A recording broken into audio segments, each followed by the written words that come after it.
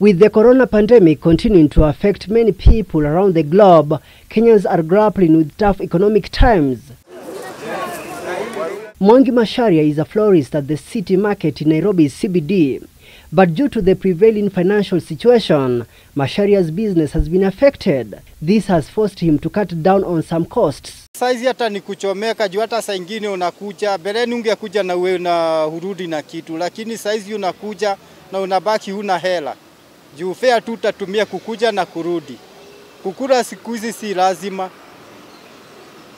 Na bereni ilikuwa ni lazima ungekuja unajua utakula lunch, utakunywa chai na upeleke kitu nyumbani. Even though his family comprises of 3 people, he says that it is still difficult to cater for his family's needs. Kila kitu ilisimama, bei mafuta nayo ikaongezwa, kama ni gari tukaongezewa bei. Customer hakuna, hata tunakuja huku saa zingine unashinda hata uuzi kitu unarudi hivyo. Sasa tuseme kila kitu maisha iko juu. With the COVID-19 taking its toll on many Kenyans, the situation has been compounded by the rise in pump prices. We saw the government removing the fiscal stimulus measures that had been set out last year. So that already caught people off guard and put them on the wrong foot. Now when taxes started going up and the cost of fuel started going up, that struck a raw nerve with Kenyans because fuel touches on everyday life of Kenyans. The hike in fuel prices for the last 3 months has left many in a tight spot, with many feeling the pinch. You come in town, you're not making any business, and then at the end of the day, you still want to come to try your best. I'm spending like 4,700 full tank on my car. Previously it was 3,700, you see? That's 1,000 in like, and I used to go like a week, now I go 3 days. Ile inaharibu tena zaidi curfew na hii lockdown. Hoteli haifunguliwi nini? Like me na depend ule mse anatoka kwa hoteli late na mpeleka home, mwenye anatoka church nini vitu kama hizo. So things are just getting worse. In January this year, the price of petrol in Nairobi went up by 0.17 shillings per litre, diesel increased by 4.57 shillings, and kerosene by 3.56. In February, the price of the commodity went up by 8.19 per litre of petrol, 5.51 shillings per 1 litre of diesel, while kerosene increased by 5.32 shillings.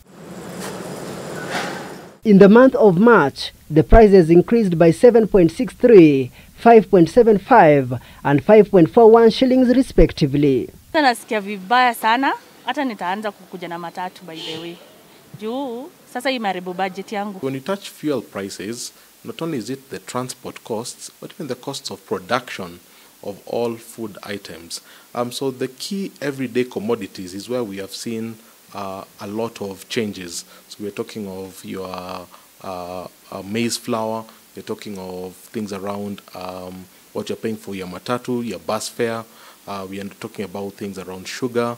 Although the prices did not increase in April, the government is still under pressure to reduce fuel prices. We need to have a very comprehensive fiscal and monetary stimulus, but first we have to start with the things that touch on everyday life as we expand. Consumers of petrol and diesel in Mombasa, Nakuru and Eldoret will continue spending between 105 and 123.36 shillings on fuel. Una spend sana kwa siku.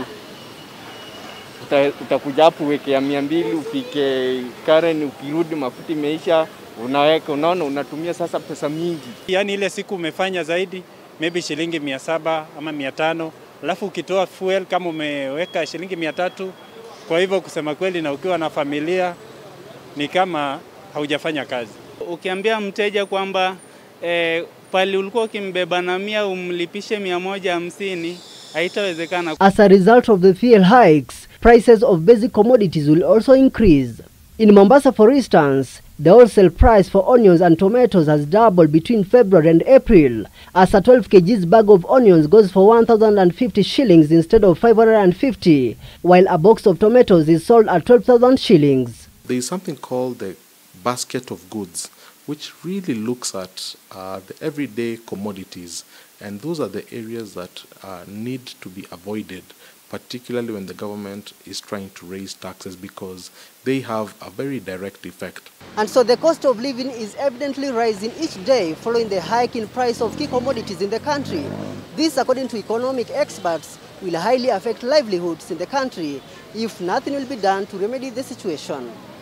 Nixon Kisaka, K24 TV, Nairobi.